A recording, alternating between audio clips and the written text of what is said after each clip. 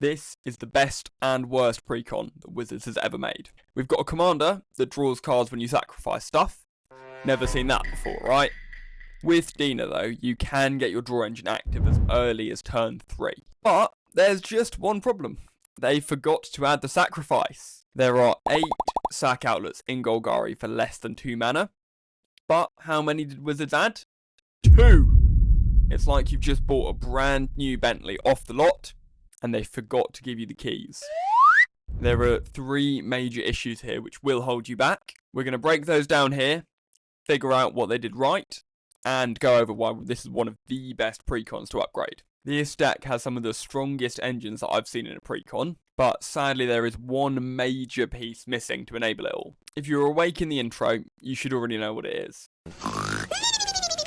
This deck just cannot sacrifice. They say on the box, strategic sacrifice. They forgot to mention that the strategy is to sacrifice at least one thing every single turn of the game until you bury your opponents in a mountain of cardboard. Maybe they didn't mention it because they didn't make it easy. There are only 4 unrestricted sack outlets in the list, and just 2 of them can come out before your commander. This is obviously a massive issue, since paying even 1 mana per sacrifice will cost you 4 throughout the turn cycle. For the deck designed around sacrificing something each turn, let's just say this is quite the hindrance. Like, the ideal start for this deck would be to get out a sack outlet and some things to sacrifice within the first 2 turns. That way, on turn 3, when Dina enters, you're already off to the races. Sadly though, the best attempt that we can do here is Viscera into Jadar. Jadar, something like that, granting us only 1 draw in the first turn cycle our commander's down. And this commander is not one your opponents are going to be letting stick around for long. Although, this is commander, so you never know. Once you do find a sack outlet, you quickly run into the deck's second problem. It just doesn't run fluidly. I believe that the ramp suite is mostly to blame here. It just kind of seems like they couldn't quite decide what to do, so they've left us with very scattered choices. Uh-oh. There's a bug in the system. It seems Wizards didn't watch my video on underrated staples, because if they had, they would have never added Cultivate. By the way, you should watch that one after this. Aside from Cultivate though, most of the ramp is still pretty questionable. Like, what is Gilded Goose doing here?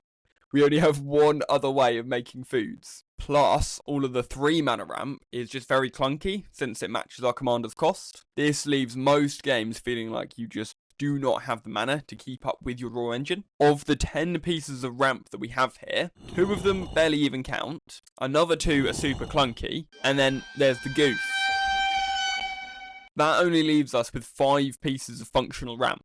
Not great, Wizards. Since our commander is so cheap, accelerating her out doesn't actually have much practical benefit. She kind of needs a bit of setup anyway. I feel like a much better use of the ramp slots is generating a larger volume of mana overall. At the end of the video, I will go through my general improvements for the deck. Before we get into the strengths of the deck though, we have one more issue to cover. It has no oomph. Like, we've only got a couple of Drain guys and a Bog Beast.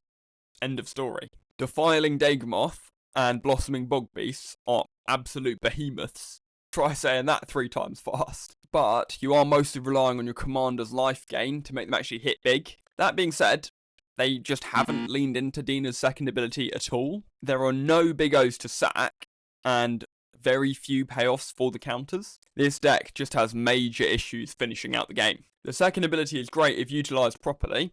Being able to just chuck counters all around the place is super strong. But here, there just isn't much to do with it, sadly. Right, enough clowning on Wizards. They did get a lot right here as well. Firstly, the tokens. Oh my god, they smashed it here. Having the ability to cheaply generate 1 token per turn is incredible for this commander. Like, past turn 4 or 5, you're not going to need any more dudes to sack. This would be incredible if you could actually sacrifice them. Sorry, I said the clowning was over. As well as the tokens, this deck actually has a super fleshed out draw suite. A bunch of things that draw when creatures die, plus a new Gravestorm card. Super cool mechanic, shame it's a nightmare to track. Card draw is like the best thing you can do in Magic, especially in Commander, and that's only exemplified with more inconsistent decks like Precons. When there are a few cards that you want, surrounded by a bunch of chaff, and draw is so essential to get through to them. Finally, Wizards is actually breaking the stereotype of Commander players running 0 removal. We've got 13 of these bad boys in here, including a cheeky Toxic Deluge reprint. Much needed. This deck will be the menace of any Bracket 2 game. No one's Commander is safe. Now, time to put the keys in the ignition. There are 3 directions you could take this deck. The first requires a lot more swaps, but I'll cover it briefly. You can build a Persist combo deck with Gorma. I had built one years ago with Mazarek, but Gorma is just so much cheaper and makes you a lot more consistent. The second route is just leaning more into what you've already got, Dina's first ability. If you've paid any attention so far, you should know what the bottleneck is, the sack outlets. This deck would be so much better if it just had like 10 unrestricted sack outlets. I'd also love to see more bigger ramp, something like Skyshroud Claim, Ranger's Path. Just building up that quantity of mana over the course of the game will make your deck feel so much smoother. You've definitely got space for cuts.